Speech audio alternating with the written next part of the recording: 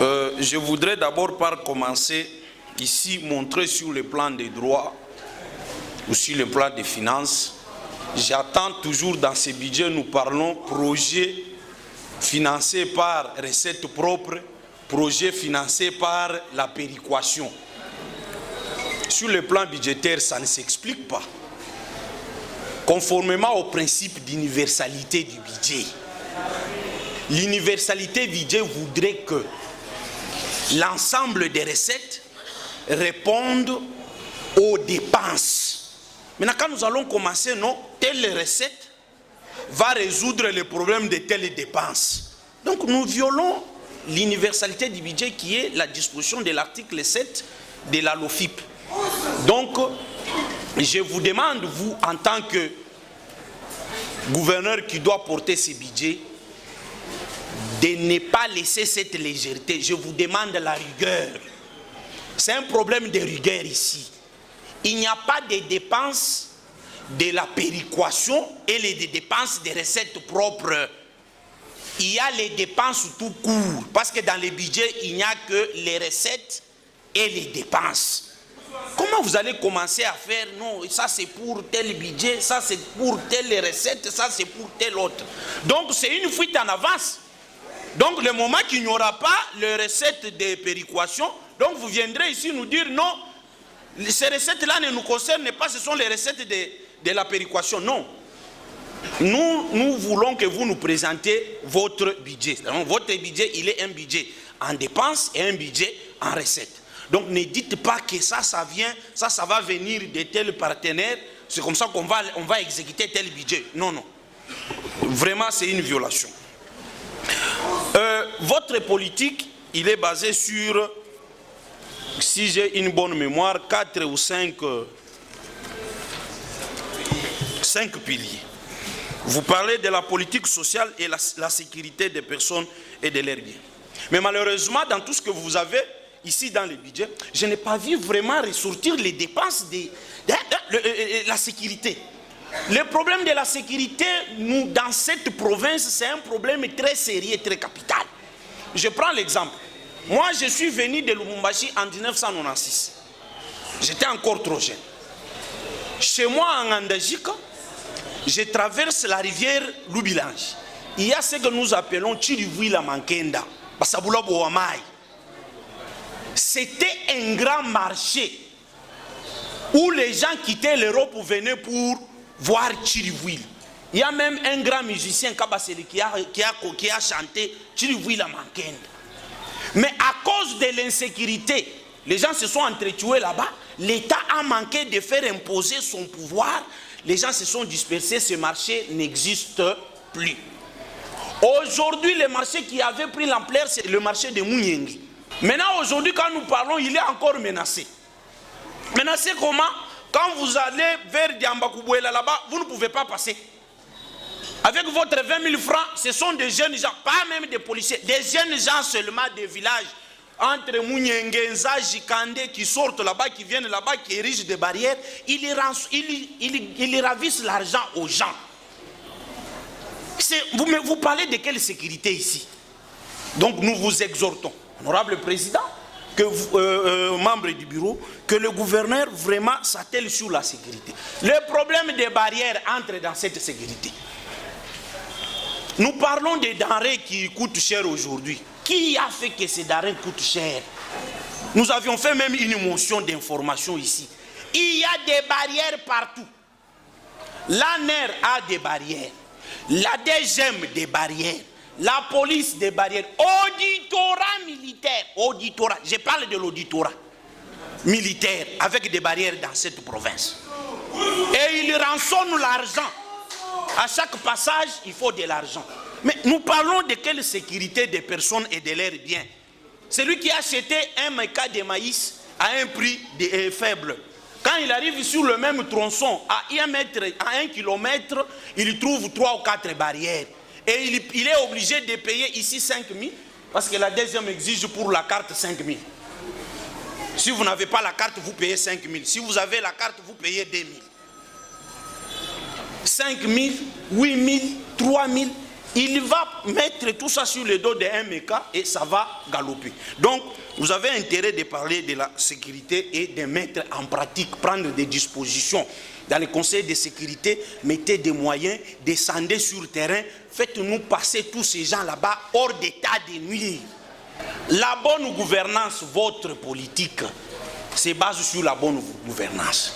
Mais ayons le courage de faire la politique de nos moyens. Ne cherchons pas à faire des copier-coller. D'abord, vos équipes font un mois avec ce budget ici, avec même l'appui des partenaires qui viennent pour les appuyer ici. Et voilà ce qu'ils nous produisent. Ce budget, c'est juste comme notre collègue Christelle a dit, c'est juste ça qui est 2025. Parce que si ici, on veut construire le centre hospitalier de Mbaoulou-Biji. Alors le centre hospitalier de Mbaoulou-Biji a été construit par le projet Prodan, le projet 145 territoires par les chefs de l'État. Il ne reste que l'équipement. Vous voulez le construire ici. Vous voulez le construire sur base de quoi? Il est déjà construit. Donc c'est quoi? C'est du copier-coller. On parle de l'entretien des routes, réhabilitation, tout ça. Ngandajik, Mbaoulou-Biji, Kassandou, Ngandajik, Mpoyi, Mpata, tout ça. Allez à 193. Les mêmes dépenses reviennent avec le même libellé. Et maintenant, les montants se diffèrent. Ici, c'est 250 millions. Ici, c'est 223 millions. Bon, le premier expert, il a trouvé que c'est 250. Le deuxième qui vient, il trouve que c'est 220 quelques. Et c'est quoi au juste? La duplication des projets, les mêmes projets. Et moi, je profite de cette occasion pour demander aux membres de la commission, c'est une très bonne chose. Partout où ils ont dupliqué, c'est l'argent qui est en brade. Donc c'est l'argent qui existe. Prenez cet argent, faites d'autres projets, affectez à d'autres projets. Parce que vous ne pouvez pas prendre le même projet, vous le dupliquez dans 3 ou 4 papiers. Alors pour nous amener un budget de 200 quelques pages, alors qu'il pouvait être peut-être de 100 pages. Vous allez sur les dépenses. J'ai suivi, tous les collègues ont parlé sur la majoration. Oui, je suis de ceux qui pensent qu'il faut aider quand même. Il faut qu'on quitte d'abord la médiocrité. Les fonctions ici, gouverneur, ministre, conseiller du gouverneur, sont des fonctions de prestige. Sont des fonctions de prestige. Quand vous êtes là-bas dans le budget pour payer à un ministre, vous dites 6 millions, c'est beaucoup par rapport à quoi? Beaucoup par rapport à quoi? C'est de l'argent qu'on paie à des huissiers ailleurs. Donc moi je pense il faut d'abord que nous-mêmes, parce qu'il ne faut pas qu'on raisonne comme les gens des réseaux sociaux. Oh non, le gouverneur prend 2 millions par semaine, c'est notre argent, il part avec. Un gouverneur 2 millions francs par semaine, c'est quoi? C'est quoi? Quittons ces raisonnements là-bas. Si nous voulons aspirer à de grandes choses, laissons les gens libres. Laissons les gens libres. Oh non, parce qu'ils ont... Non, ils touchent combien? 4 millions. Beaucoup comme ça. Beaucoup par rapport à quoi? Beaucoup par rapport à quoi? Je pense la commission va prendre. Mettez les gens dans les conditions qu'ils ne puissent pas faire du mal à cette caisse-là. Et comme ça, nous mettons les gens devant les responsabilités. Même quand nous venons, cette fois-là, quand nous voulons frapper, nous frappons avec rigueur. Avec rigueur. C'est pourquoi je vous demande, même vous, le gouverneur, de travailler en toute rigueur dans tout ce qui se concerne ici. Je sens que ma voix est plus forte même que votre micro. Il y a les dépenses ici. Je vois dette commerciale. J'ai appréhendé la régie des eaux. Chères autorités de la province, en tout cas, aider la province à ne pas avoir les dettes de l'eau à la régie des eaux. Parce que la régie des eaux, là-bas, chaque fois quand on part pour réclamer l'argent là-bas, les taxes et autres, elle dit que vous avez ces dettes. Ne fût-ce que payer l'eau que vous utilisez. Non, nous voudrions que cette fois-ci, qu'on ne trouve pas cette rubrique de dettes, que aider tout le monde avoir les choses clairement.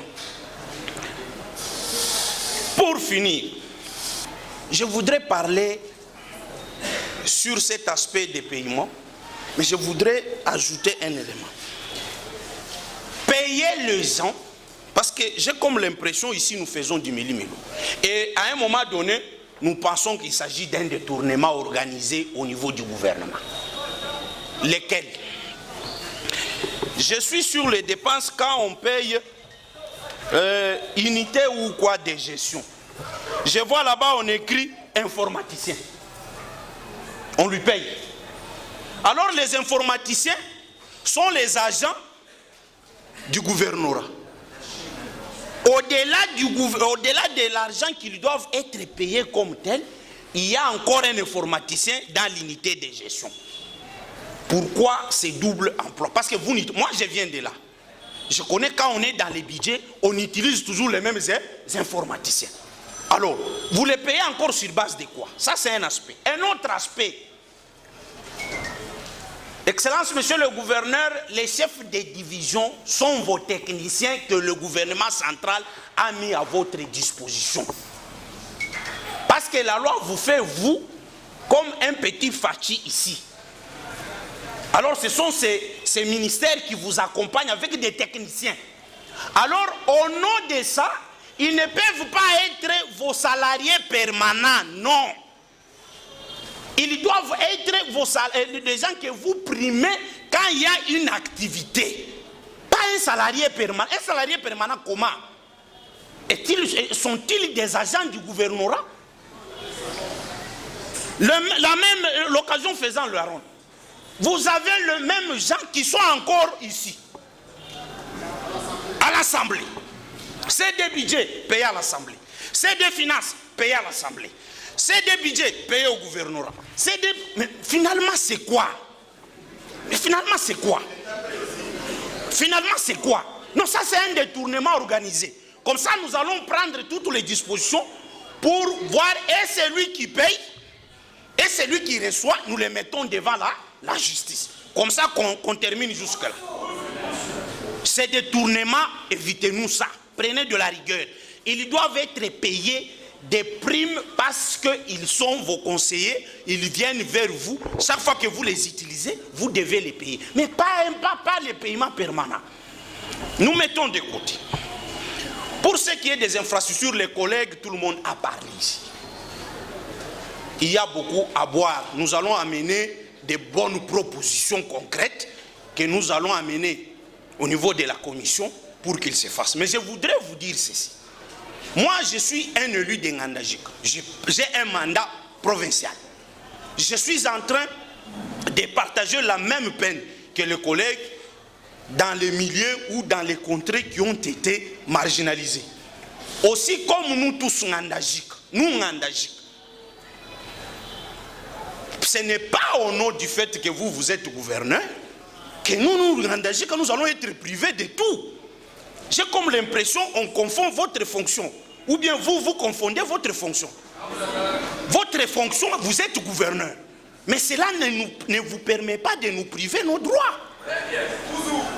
Nous sommes aussi une entité comme toutes les entités. Il y a ici, quand vous arrivez ici, il y a des projets ici. On est allé secteur par secteur dans chaque entité. Dans chaque territoire, secteur chefferie. Quand on arrive en Ngandajika, on fait 3, 4, 5, on emballe, allez, et on passe. Vous passez pourquoi? Pourquoi vous ne partez pas aussi secteur par secteur, chefferie par chefferie? Parce que c'est ça la logique que vous avez commencé avec. Maintenant vous arrivez en Ngandajika. Non. Nous, de Ngandajika, nous vous disons ceci. Nous sommes dans la chefferie de Bokwamulumba. Parce que nous voulons vous aider. Dans la chefferie de Bokwamulumba, quand vous quittez Mbujimaï, Bokwamulumba, c'est une chefferie qui est traversée par des grandes routes.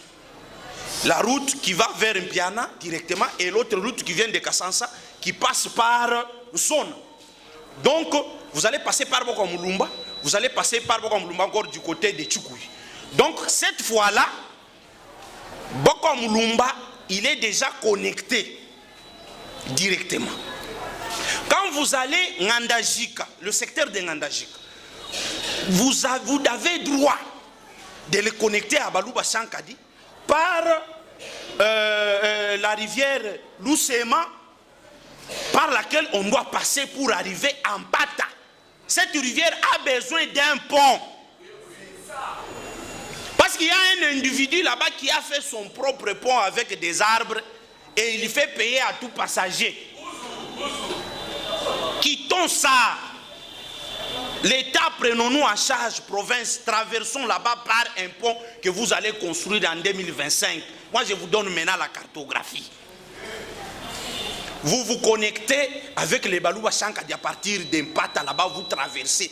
Quand vous êtes de l'autre côté, vous allez dépasser Mbaolubiji, vous allez dépasser Moulambade, Moulamba, vous allez arriver, vous allez dépasser, c'est là où vous allez rencontrer la rivière Chimboko.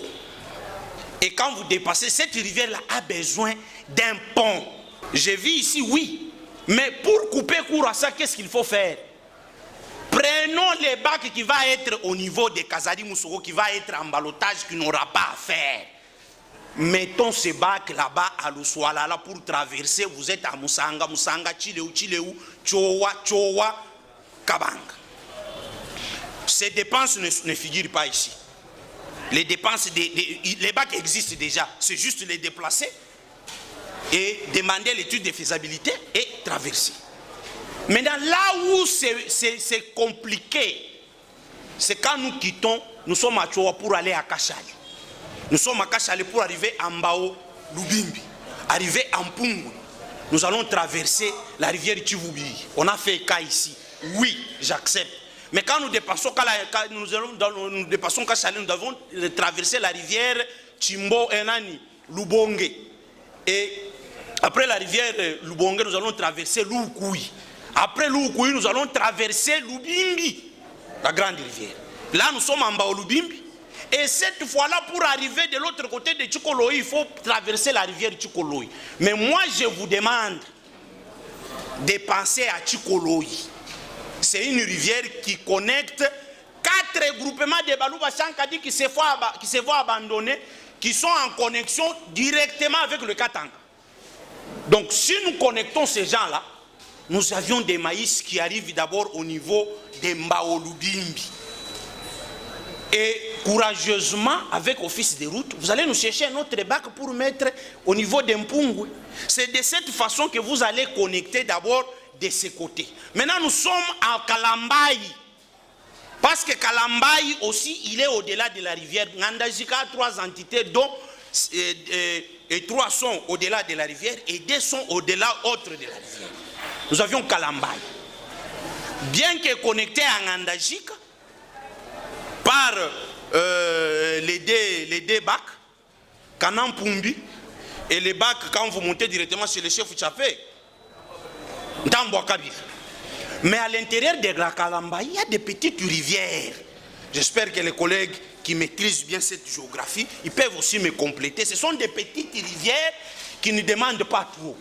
Si vous les connectez, vous avez un Ngandajika connecté à Kabinda, connecté à Mbujimaï, connecté à l'huile. Donc vous n'aurez pas trop de problèmes. Donc sont là les quelques éléments que je voulais vous dire et vous conseiller d'être rigoureux. Vous êtes Iron Kalombo Moussoko que nous connaissons. Ça ne vous reflète pas. J'ai dit. Merci, cher collègue.